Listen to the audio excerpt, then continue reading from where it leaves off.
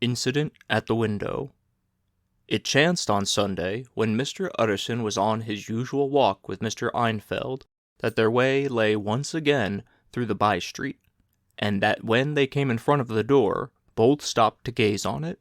"Well," said Einfeld, "that story's at an end at least. We shall never see more of Mr. Hyde." "I hope not," said Utterson. "Did I ever tell you that I once saw him, and shared your feeling of repulsion?" "It was impossible to do the one without the other," returned Einfeld. "And by the way, what an ass you must have thought me, not to know that this was a back way to Dr. Jekyll's. It was partly your own fault that I found it out, even when I did." "So you found it out, did you?" said Utterson.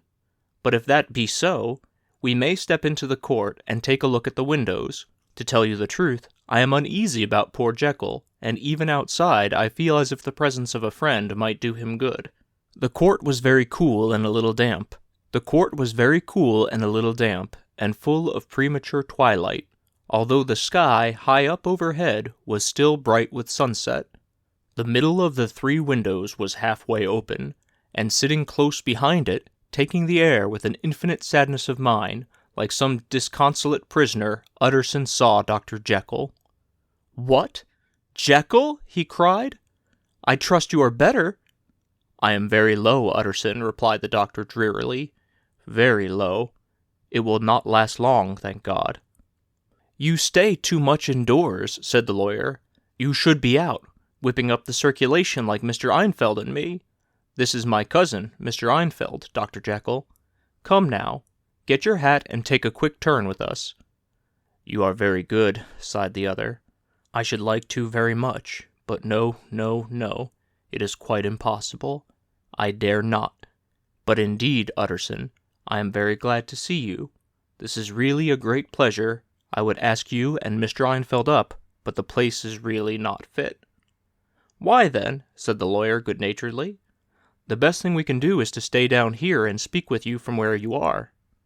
"That is just what I was about to venture to propose," returned the doctor with a smile. But the words were hardly uttered before the smile was struck out of his face and succeeded by an expression of such abject terror and despair as froze the very blood of the 2 gentlemen below. They saw it but for a glimpse, for the window was instantly thrust down, but that glimpse had been sufficient, and they turned and left the court without a word.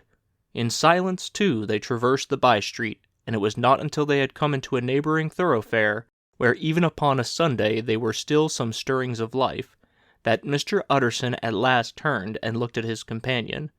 They were both pale, and there was an answering horror in their eyes.